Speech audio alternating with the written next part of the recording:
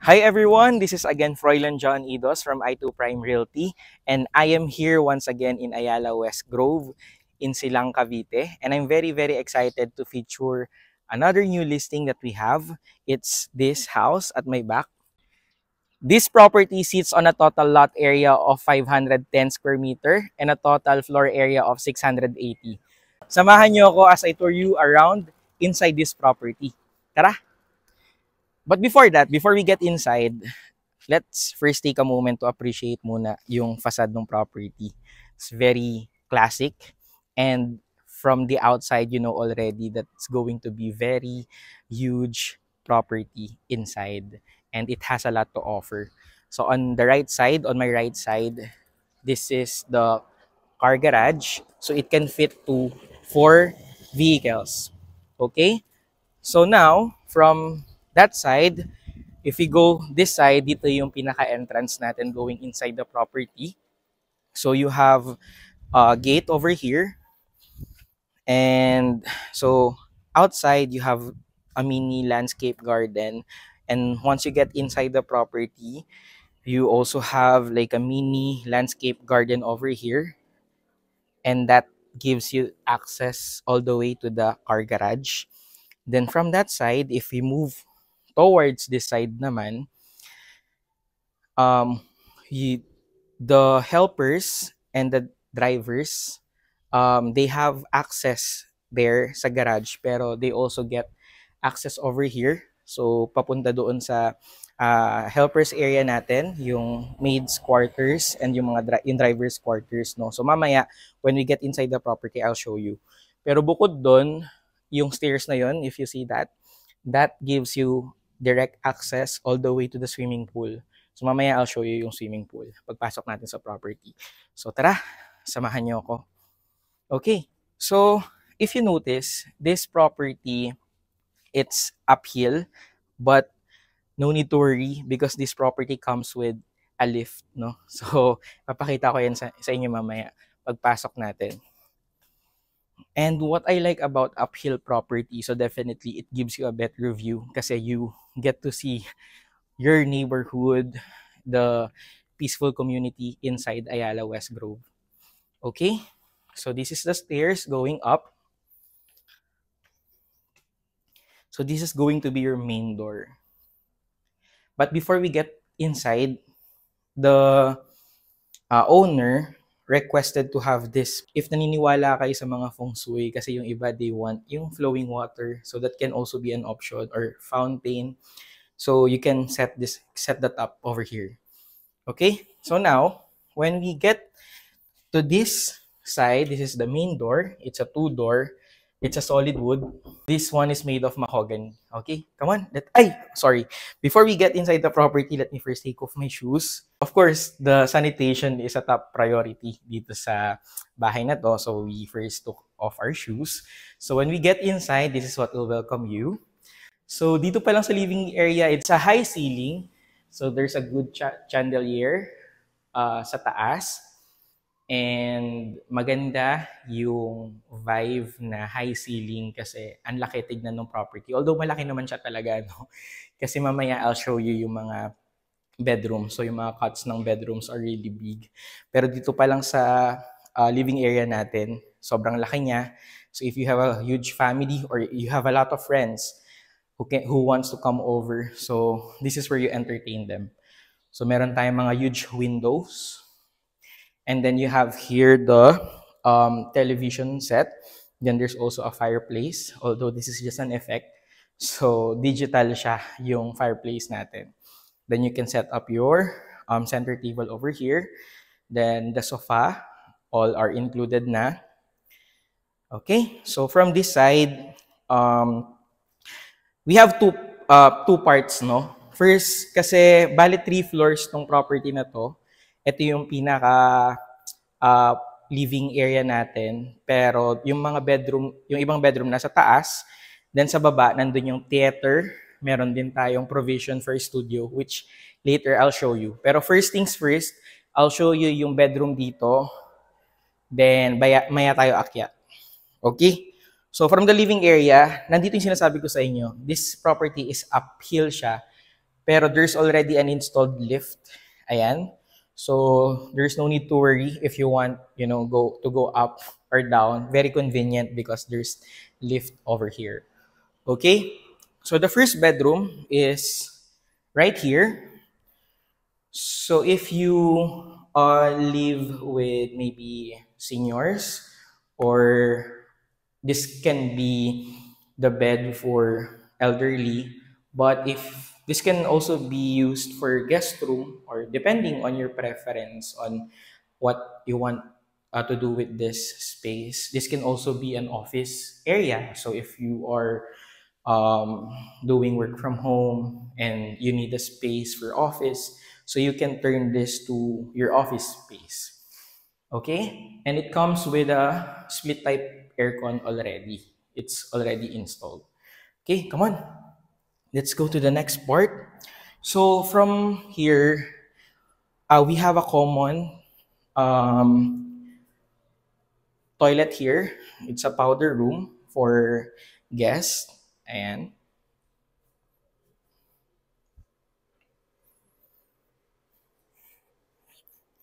so from this side, if we go dito naman sa side na to, this is where the kitchen is. Tara, akyat tayo. Samahan niyo ako. So the design is really good. So this is the living, I mean the dining area. So this is where you get to bond with your family for breakfast or maybe dinner. Um there's a good lighting over here that lights up the dining area. And then there's already a provision for aircon also over here. And then there's like a mini parang balcony over here. So if you just need more ventilation, you can open this while having breakfast or dinner with your family and friends. So it's just a mini balcony. Yeah. And then let's just open this for a while because I can feel the ventilation para mahangin. Okay, so now from the dining area, you get to access the kitchen area over here. And we have this center island. So this is where you prepare your food. So if you are into cooking, or you get to see your loved ones preparing your food over here while you guys are dining in over there. So this is made of emerald quartz. So this is easy to maintain. It's actually a favorite for luxury homes to have this. Stain resistant also. And we have more lights over here to lighten this area. And then the owner has already installed, we have the exhaust, then the 6 burner stove over here. Then we have the microwave oven. We have the oven over here. Then you see all the kitchen cabinets, the overhead cabinet, kitchen cabinet over here. You have the lights, the sink, and then this is from here. This is a small pantry. So you can just set it up for pantry. Okay, and then from there, we have here a two-door fridge, and that's already included. There's also more provision for storage over here.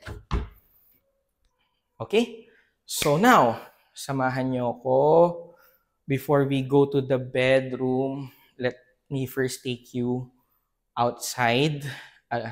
So from the dining area, if ayaw nyo indoor mag-breakfast or mag-dinner, you can set up like a dining area also over here, the outdoor version. Kasi if, for example, you want better view, so from here, you get to see the swimming pool. Diba? Maybe, for example, if you have kids, or while they are swimming, you guys are dining in, having your breakfast, dinner over here. So it's a good view, it's a better view instead of just being inside. And you get to also see this side na mas may greenery, 'di ba? So, mas may ventilation, mas mahangin, mas makakahinga kayo. Okay, come on. So, I'll show you the rest of the house. First is yung bedroom on this side. Kasi di ba I showed you one earlier na pwedeng maging guest room. Pero merong isang bedroom on this side kung kailangan nyo ng bedroom na may better view. Kasi ito, it gives you a view of the swimming pool naman. So, hindi pa to yung pinaka-master's bedroom. Kasi yung pinaka-master's mamaya nasa taas. Pero, look at how big it is. Malaki na siya for a normal room. So, this can be, so if you have more seniors living with you, so this can be the the bed room for them. So we have currently it's a queen size bed, but if this is not enough, it can fit king size also. So it comes with a split type aircon, and this bedroom has its own toilet and bath. Come on, check it out.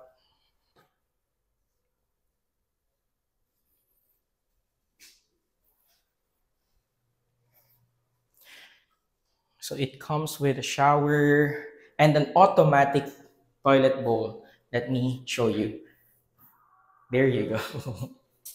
It's good, right? It's automatic. And then look at the mirror. So for vanity purposes, yeah. So you can see yourself. You have the good lighting over here.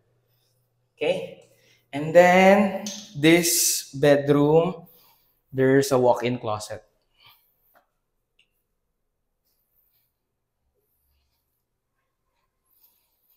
All right. So now, before we go downstairs, before I show you yung theater and then yung provision for studio, let me first show you the rest of the bedrooms upstairs, no? Tara, samahan niyo ako. Let's go. Okay.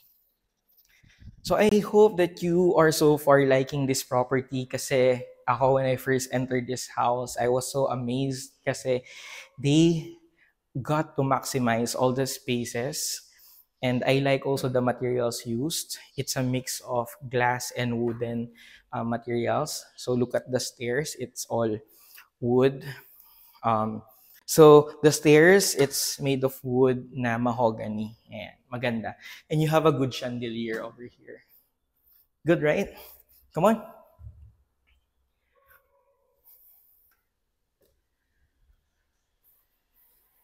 Okay. So, um, so from there, this is the first that you'll see. You have like a mini inside balcony over here, just to appreciate, the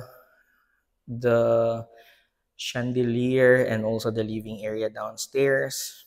Imagine calling your kids.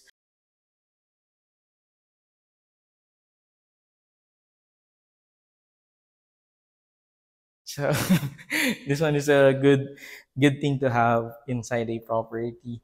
And then you have also like a lift. This is the lift, no?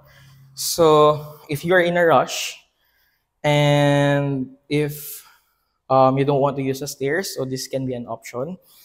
So yeah, so from there you also have a bedroom over here. All right, so this is a bedroom, but again, it's your call if whatever you want to do on this space, because this can also be maybe an office room. So if you have more in your family working and they need additional space for office, so this can be an option as well.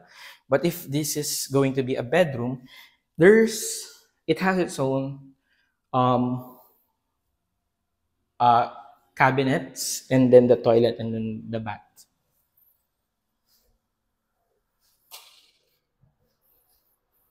So see the finishes, and I like the materials used for the toilet and bath, and even the floor, yung texture niya, it's not shiny. So alam mo na hindi siya tinipid. Hindi nakakadulas.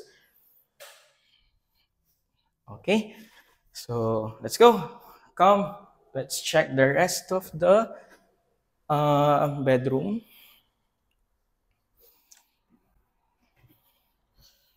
So next is on this side, there's a mini storage. So this can be a storage or um, whatever you want to use about this space, but um, it was supposed to be like a mini storage.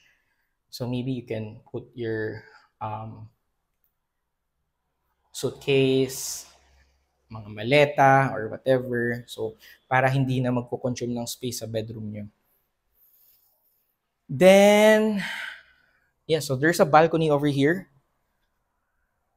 So kung gusto niyo lang makahinga from the bedroom, maybe you got so stressed out sa work, then you just need to breathe and just appreciate, your good investment because you work so hard, diba? And then you have this property. So it's kind of a relief that you are doing so well in life, diba? So just go out here and appreciate the view, see the plants, the greenery, the view of the swimming pool. You see your family, you see your wife, your kids playing. And there's, by the way, that is a mini park. That one. That is a mini park. So it's, you're just beside it. So that could be just additional space for your kids to play around. But there's a direct access already. Kasi it's a few walks away lang. Nasa clubhouse ka na. So, maganda yung location ng lot netong property na to. Okay, so next. Let me show you the rest of the bedroom. So there's another one over here. It's again a huge bedroom. As you see, it has the same finishes. So with the installed split type aircon, the queen size bed over here, the huge window, and then its own walk-in closet, and then the toilet, and then the bath.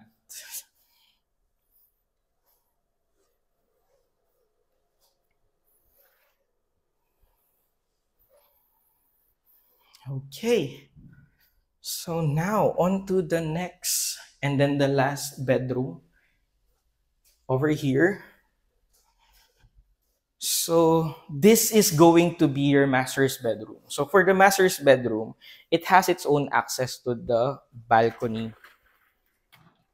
And the balcony is connected all the way to the big balcony that we went in earlier.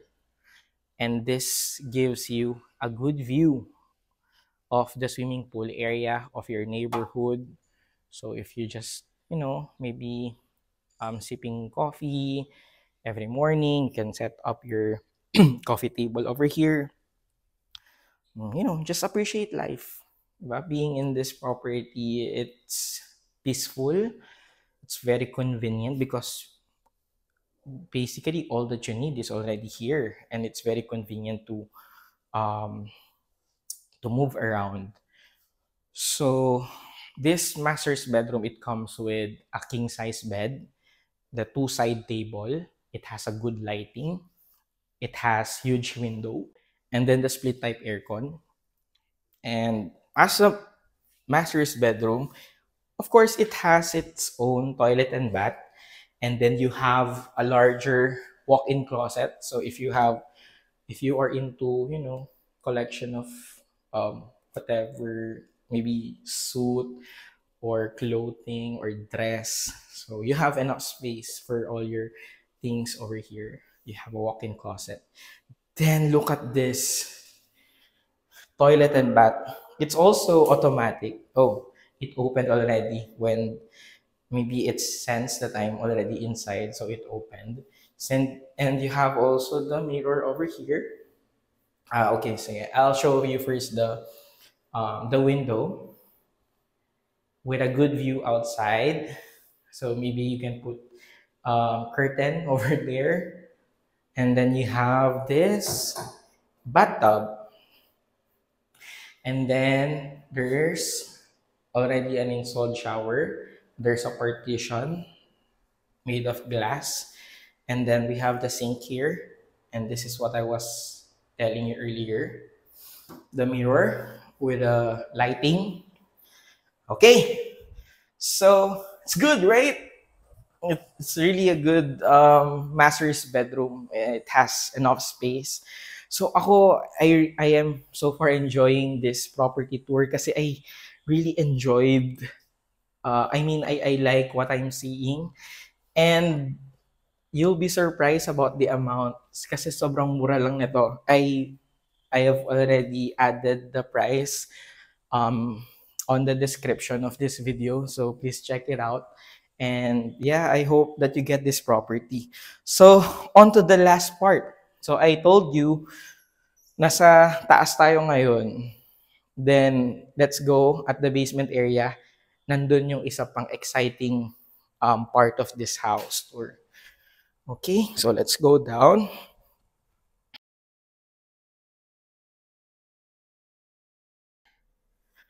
So, di ba kanina we were outside and then I showed you yung car garage. So, from the car garage, yung driver and then yung helper, ilabas mo muna. Kasi lumilinaw siya. Ayan. So, that's the car garage. Okay. So, from there, eto, dyan ka muna. So, tinanggal mo na yung video. Ayan. So, from the car garage, you have access over here going inside. Okay, tara, I'll show you the rooms for the helper and driver. So there's the lift over here. Then ito yung magiging room ng mga staff nyo. So before we get to the room, ito muna yung laundry area natin. So meron ng laundry area. So nandito na rin yung access ng mga helper. So, dito naman, bukod sa bedroom, they have like a common living area dito. So, maybe they can set up an entertainment room or whatever. Parang it's rare to find a house na, usually kasi the helper's area, helper's bedroom, that's it, diba? Pero for this one, may room sila, and then they also have a common living area over here. Okay, so there's a common toilet and bath, and those are the bedrooms.